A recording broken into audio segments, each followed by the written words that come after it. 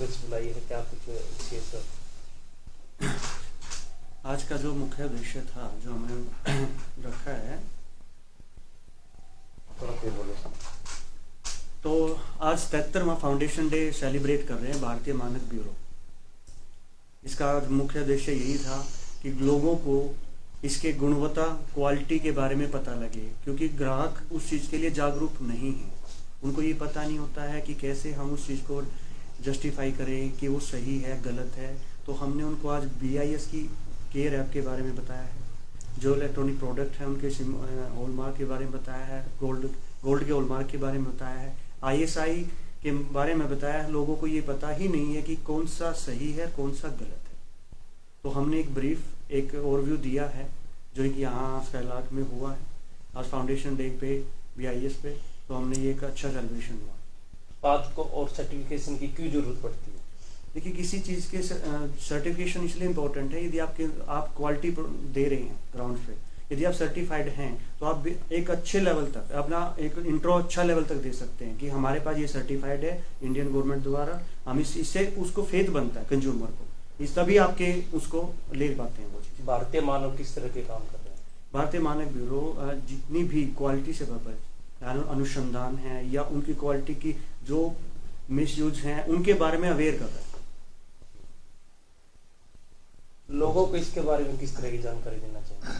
लोगों को मैं ये कहना चाहूँगा कि जितना ज़्यादा हो सके BIS केयर ऐप को इंस्टॉल कीजिए, आगे से आगे उसको भेजिए ताकि लोगों को उसके बारे में पता लगे कि क्या सही है क्या गलत है। वो किसी के बहकावे में मत आए। जैसे जैन साहब ने बताया था कि वो मैं बैठा हूँ तो वो पॉसिबिलिटी नहीं है। वो कब तक बैठे हैं? वो तभी तक हैं जब उनका जीवन है, उसके बाद कोई लाइबिलिटी नहीं है उनकी। तो BIS ने उसको एक स्टैंडर्ड लेवल दिया है कि आप लोगों को बताइए कि वो सही क्या है गलत क्या है। जी MD साहब, BIS क्यों जरूरी है?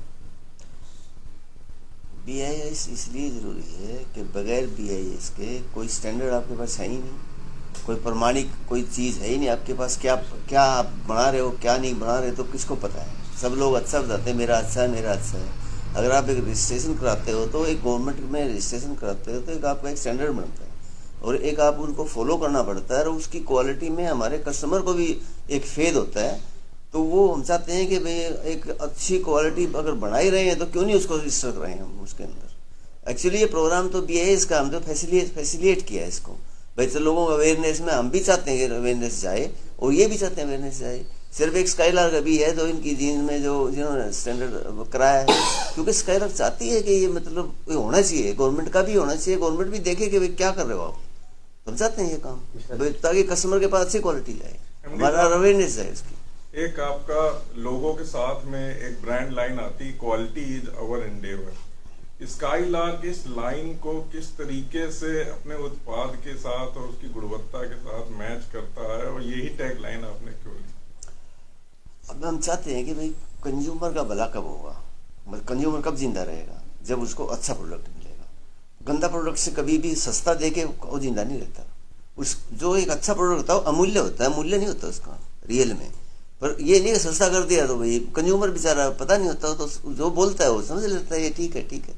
परंतु उसको अगर वो उसको अच्छी क्वालिटी नहीं मिली तो वो कितने दिन जिंदा रह सकता है? तो वो कंज्यूमर के एक अवेयरनेस कह लो तो क्वालिटी इंडोर का मतलब यही है कि हम लोग क्वालिटी देंगे आपको। हमारी ये कोशिश है, हमारी रेगुलर कोशिश है, हम रेगुलर चाहते हैं कि और इम्प्रूव करें।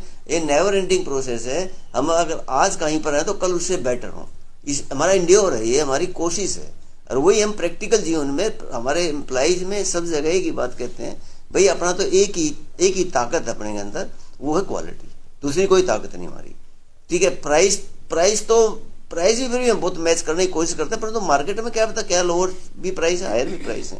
बट हमारा ये है कि जो एक प्रोडक्ट होता है क्या रिक्वायरमेंट है, मान लो एक लाइफ स्टॉक के लिए क्या रिक्वायरमेंट है वैसा प्रोडक्ट दो।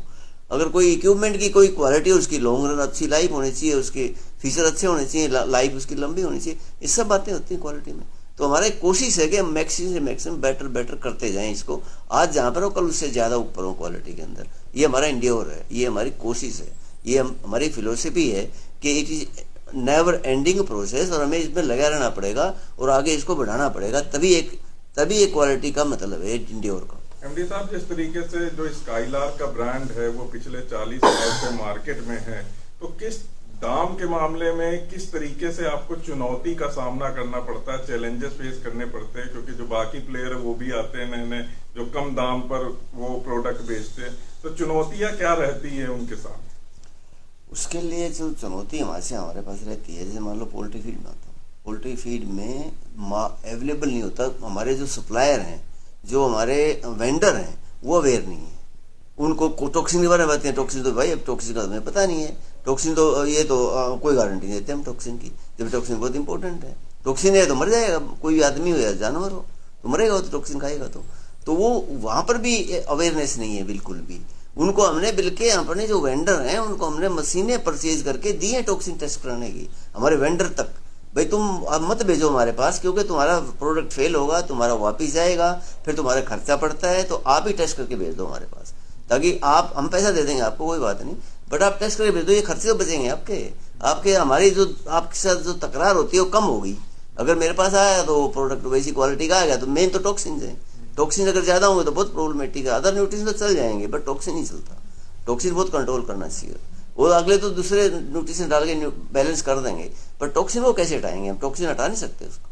इसलिए हमें ये क्या नाम बहुत चैलेंज आता है कि मार्केट से माल अवेलेबल नहीं होता। दूसरा तो मार्केट में कोई नया प्लेयर आता है, कोई रेट कम करता है, तो फार्मर तो बेचारा इनोसेंट है, उसको पता नहीं है इसके अंदर उड़ना, उसके ऊपर टेस्ट किट है ना कुछ है।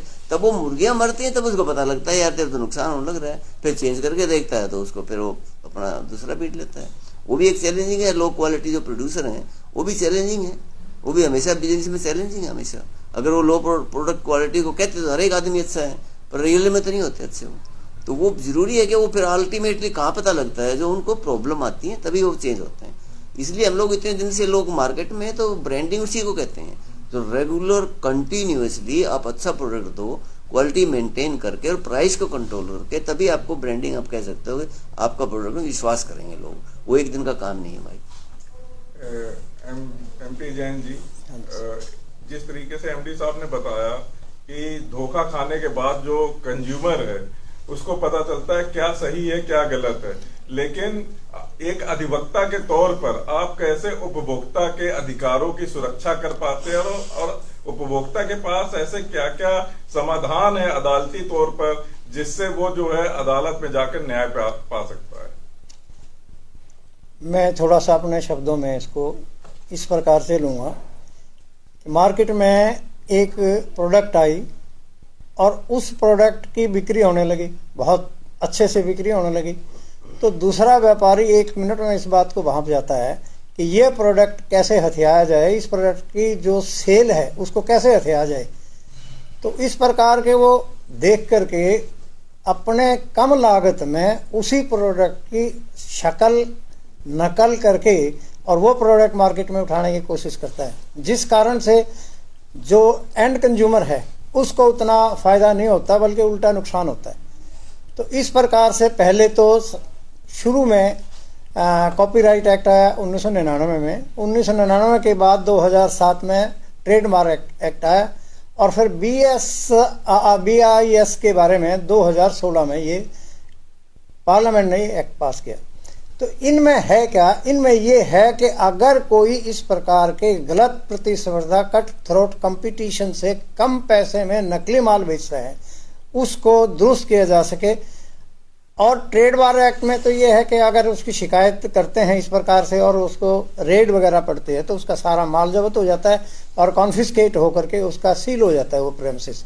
इसी प्रकार से जो सेकंड है कॉपीराइट, किसी को कॉपीराइट करने का अधिकार नहीं है, उसका भी इसी प्रकार से यहाँ प्रैक्टिकली मैंने कई केस किए हैं।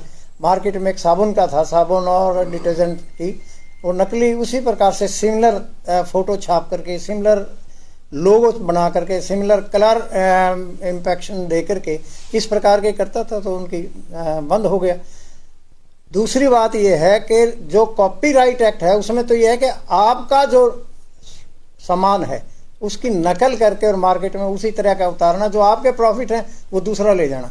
इनके लिए जो प्रोटेक्शन क्या है, बहुत प्रोटेक्शन है, जिस प्रकार से ट्रेडमार्क एक्ट में भी, कॉपीराइट एक्ट में भी और कंज्यूमर प्रोटेक्शन एक्ट में भी। 3 तरह के और बहुत लेजिस्लेशन हैं जिनके तहत विभिन्न जो अथॉरिटीज़ हैं वो बनाई हुई हैं, ट्रिब्यूनल्स हैं वो बनाए हुए हैं, उनके सामने बिल्कुल सिंपलेस्ट वे से, जैसे कंज्यूमर का ही केस लें तो बिल्कुल साधारण तरीके से एक आम हाथ से लिखी हुई एप्लीकेशन, उसके साथ बिल लगाना होता है जिससे आपने परचेज किया, और आपको कंज्यूमर प्रोटेक्शन जो डिस्ट्रिक्ट लेवल पर भी है, डिस्ट्रिक्ट कंज्यूमर फॉरम जो है, कमीशन पहले उसका नाम फॉरम था, अब कमीशन उसका नाम हो गया, वो डिस्ट्रिक्ट कमीशन है इस बात को देखता है कि इनके साथ क्या अन्याय हुआ है और इसको किस प्रकार से कंपनसेशन या किस प्रकार से, अगर मान लो वो उसको दुरुस्त नहीं करता है तो सजा का भी प्रावधान है।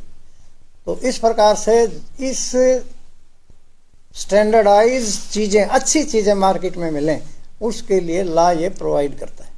ये MP जैन साहब, ये जो उपभोक्ता जागरूकता कार्यक्रम है, इसका क्या महत्व है समाज में, और ये अभी इतना प्रचार में नहीं है, तो इसको किस तरीके से हर कंज्यूमर तक पहुंचाया जाए, इसके बारे में जानकारी देनी। जिस प्रकार से आज जो है BIS ने इस प्रकार का आयोजन किया है, यहाँ में इस जागरूकता ही थी ये, वैसे भी स्टेट लेवल के और सेंट्रल लेवल के भी आयोजन होते हैं जहाँ उपभोक्ता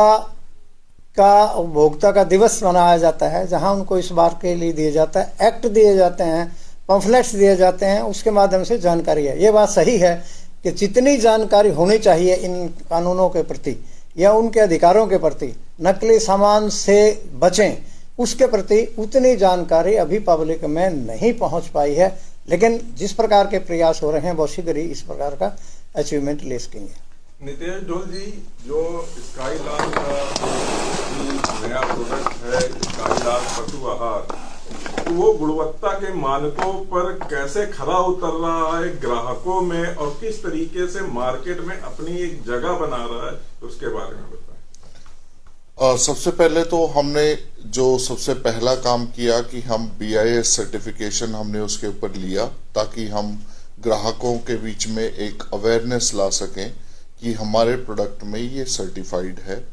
फिर जैसा कि MD सर ने भी बताया और हम हमेशा प्रयास करते हैं, हमारी टैगलाइन ही ये कहती है कि क्वालिटी इज आवर एंडेवर, अथक निरंतर प्रयास, केवल क्वालिटी पहुंचाना ही हमारा एक उद्देश्य है हर एक प्रोडक्ट में। वैसे ही पशु आहार में भी हम इसको आगे लेकर चल रहे हैं।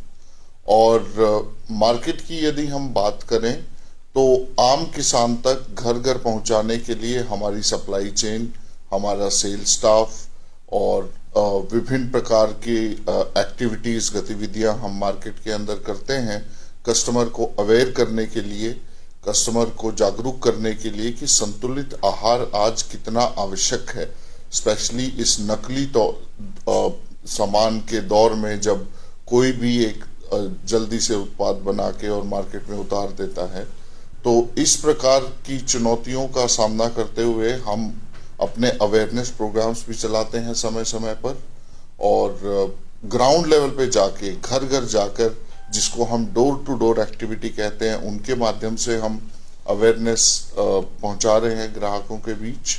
और हमारे सभी जो लैब फैसिलिटी हमारे पास है और उसमें पहले टेस्टिंग होती है, हमारे अपने ट्रायल फार्म्स हैं, हम वहाँ पर ट्रायल लगाते हैं पहले अपने सभी प्रोडक्ट्स का, अपने एनिमल्स के ऊपर पहले खुद ट्राई करके देखते हैं। हमारे पास विभिन्न एज ग्रुप के एनिमल्स हैं, जिसमें गाय भी हैं, भैंस भी हैं, विभिन्न नस्लों के जो है, चाहे वो हमारी साहिवाल है, गिर है, हरियाणा नस्ल है, हमारी भैंस है, मुर्रा है, तो हरियाणा को मुर्रा का प्रदेश कहा गया। तो इस प्रकार की ट्रायल्स हम पहले खुद ऑब्जर्व करके, छोटी से छोटी जो भी हमारे प्रोडक्ट हैं उसको अपने यहाँ ट्राई करके, जब वो फिट हो जाता है मार्केट में जाने के लिए, जब हम संतुष्टि से ये कह सकते हैं कि अभी मार्केट में जाने के लिए तैयार है, तब हम उसको किसान तक पहुंचाते हैं, ताकि किसी भी वजह से, किसी भी कारणवश किसान का किसी प्रकार का कोई नुकसान ना हो। किसानों में जो जागरूकता की कमी है, क्या उसका फायदा ये जो नकली माल बेचने वाले हैं, जो गलत काम करने वाले, वो उठाते हैं? और ये कितनी बड़ी चुनौती है कि वो जागरूक तब होते हैं जब वो धोखा खा जाते हैं। तो इसमें आप किस तरीके के प्रयास कर रहे हैं? बिल्कुल मिश्रा जी, ये बहुत बड़ी चुनौती है अपने आप में कि लोग केवल सस्ता देखकर मार्केट से खरीद लेते हैं, कोई ये नहीं देखता कि इसमें क्या है एक्चुअली, और इस चीज की सीरियसनेस को लोग नहीं समझते कि जो हम उत्पाद पशु को खिला रहे हैं, चाहे वो फीड के रूप में है, चाहे वो चारे के रूप में है, कि उसका सीधा सीधा असर जो है वो हमारे दूध पर आने वाला है। तो कहने को तो हम घर का दूध पी रहे हैं, लेकिन वो घर के दूध में टॉक्सिन कितना जा रहा है, उस घर के दूध में आप फार्म लेवल से जब आप हरा चारा लेके आ रहे हैं उसमें आपने पेस्टिसाइड का स्प्रे कर दिया है। तो इस तरीके के चैलेंज बहुत आते हैं, और नकली कंपनियां आज के तारीख में स्पेशली कैटल फीड के अंदर तो इतनी है कि अनगिनत। कोई भी इसको, क्योंकि वो बेजुबान है, वो बेचारा कुछ कह नहीं पाता है, तो हम कुछ भी खिला रहे हैं उसको, और बिल्कुल निम्न स्तर का, कई बार हम देखते हैं फील्ड में जाते हैं समझते हैं, बिल्कुल निम्न स्तर का जो अनाज, इस प्रकार की चीजें जो है वो पशुओं को खिलाई जा रही हैं, और हम खुश हैं कि हम घर का दूध पी रहे हैं, जबकि ऐसा नहीं है। अभी भी बहुत मतलब बड़े लेवल पे जागरूकता की आवश्यकता है। संक्षिप्त शब्दों में आप, जो दर्शक आपकी बातें सुन रहे हैं, उनको क्या संदेश देंगे जो अपने पशु रखते हैं और पशु का ख्याल रखना चाहते हैं, लेकिन उनको उचित माध्यम नहीं मिल रहा है, उचित उत्पाद नहीं मिल रहा है? तो संक्षिप्त शब्दों में आप उनको क्या संदेश देंगे? मेरा यही संदेश है कि अपने पशुओं को जो है आप संतुलित आहार खिलाएं, और संतुलित आहार जो है वो सर्टिफाइड होना चाहिए और अच्छे संस्थान से वो हो, और स्काईलार्क पशु आहार हर समय प्रयासरत रहता है कि अच्छे से अच्छा आहार पशु की अवस्था के अनुसार उसको मिले, ताकि जो पशु है वो स्वस्थ रहे, और पशु स्वस्थ रहेगा तो जाहिर सी बात है हम भी स्वस्थ रहेंगे। तो स्काईलार्क पशु आहार इस बात को लेकर चलता है कि लोगों की सेवा में उनको हम समर्पित करते हैं अपना ये पशु आहार। तो स्काईलार्क पशु आहार अवश्य खिलाएं। Thank you sir.